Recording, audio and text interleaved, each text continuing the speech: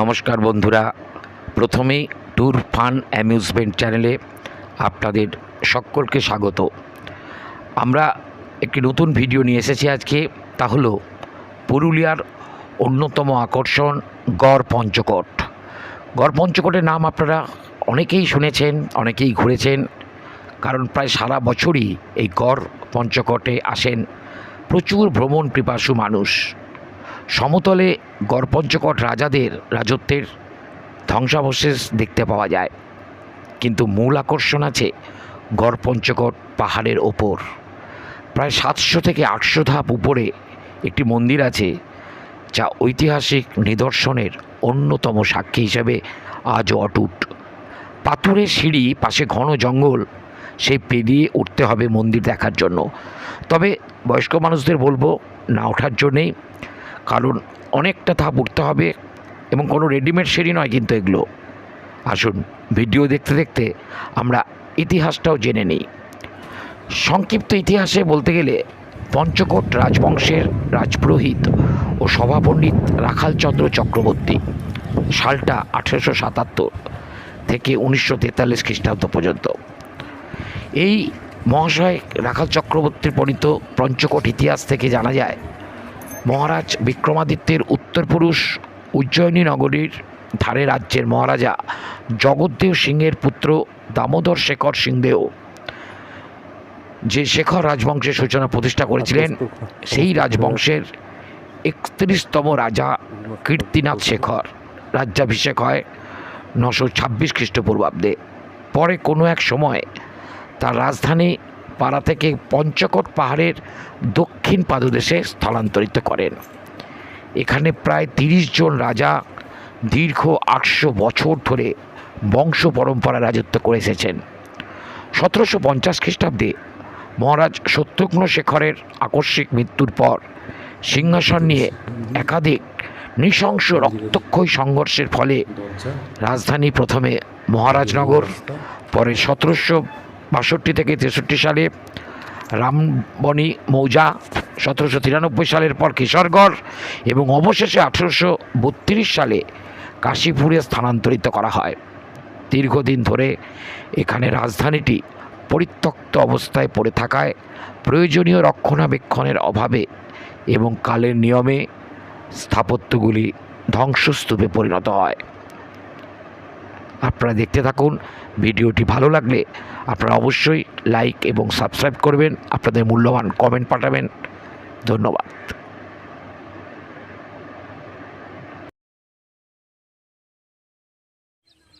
গড় পঞ্চকোট রাজাদের আর একটা কীর্তি, স্থাপত্য কীর্তি, সেও ভগ্নাবশেষ। অদূরে আরও কীর্তি আছে, কিন্তু ওখানটায় যাওয়া যাবে না। এইটুকুই আপনাদের দেখাচ্ছি। এটা দেউল সম্ভবত।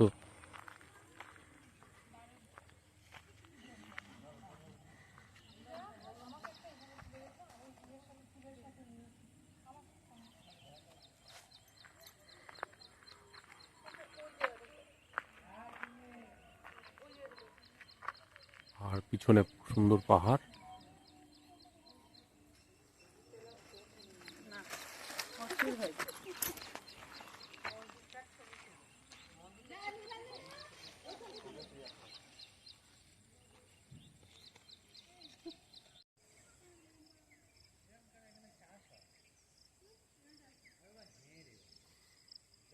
না কি আছে, সবাই যাচ্ছে, আমরাও যাচ্ছি। খুবই জঙ্গল, যাবার উপযুক্ত নয় রাস্তাটা।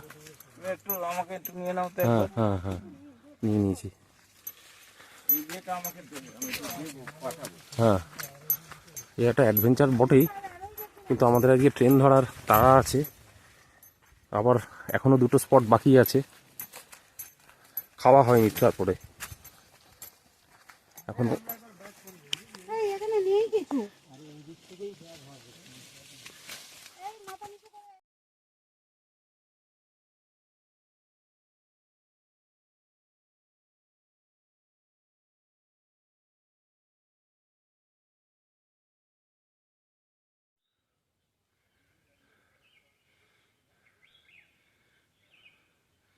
গড় পঞ্চকোট রাজাদের এই কীর্তি দেখার জন্য আপনাদের দেখাবো বলে অনেকটা দূর উঠে এসেছি।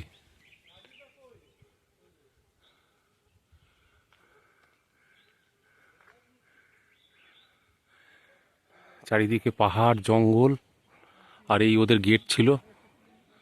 এইখানে একটা মন্দির করে রেখেছে। চলুন এবার মন্দিরটা ভালো করে দেখা যায়।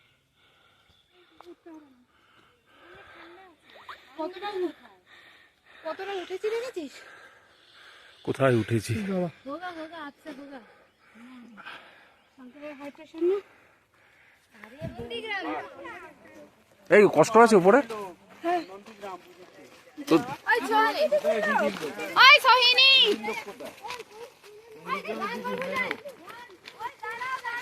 এই কতগুলো সিঁড়ি ভাঙতে হবে? কতগুলো সিঁড়ি আছে তাহলে? এইরকমই রাস্তা? ওই স্যার গাড়িতে কাটে, ও স্যার চলতে কাটে চো।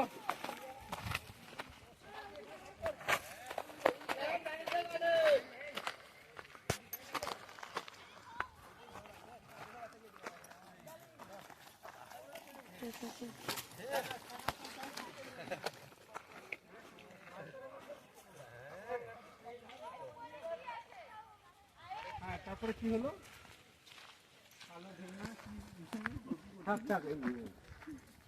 মন্দিরে যাচ্ছি, শুনলে আর পায়ে ব্যথা লাগবে। এটা বৃষ্টি হলে কিরকম লাগবে? বৃষ্টি হলে পুরো ম্যাসাকার হয়ে যেত। হুড় হুড় করে জল জমবে না কিন্তু।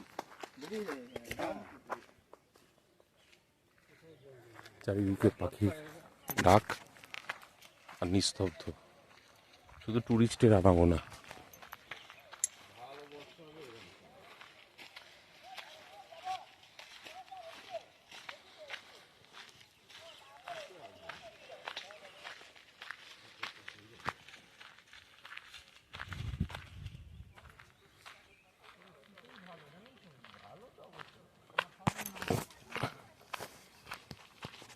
এই গড় পঞ্চকোট রাজার ধ্বংসাবশেষ বর্গির আক্রমণে পুরো রাজ্য শেষ, সাবার করে দিয়ে গেছে পুরো রাজ্য। মানুষজন খুন খুন করে, হ্যাঁ, এই সব ধ্বংসাবশেষ। এখন বিশাল বড় পঞ্চকোট রাজত্ব ছিল। এই যা দেখছেন আপনারা সামনাসামনি সব রাজার সম্পত্তির উপরে এখন দখলই হয়ে গেছে এই জায়গা। পঞ্চায়েত সমিতি এখন পার্কিংয়ের পয়সা নেয়, কিন্তু অ্যাকচুয়ালি এটা হচ্ছে রাজার সম্পত্তি।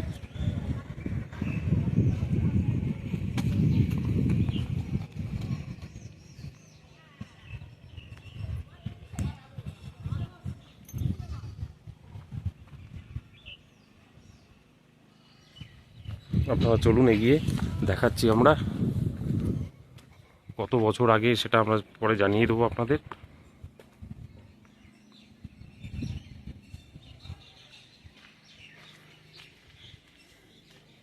পুরো খান্ডাহার, পুরো একটা খান্ডাহার।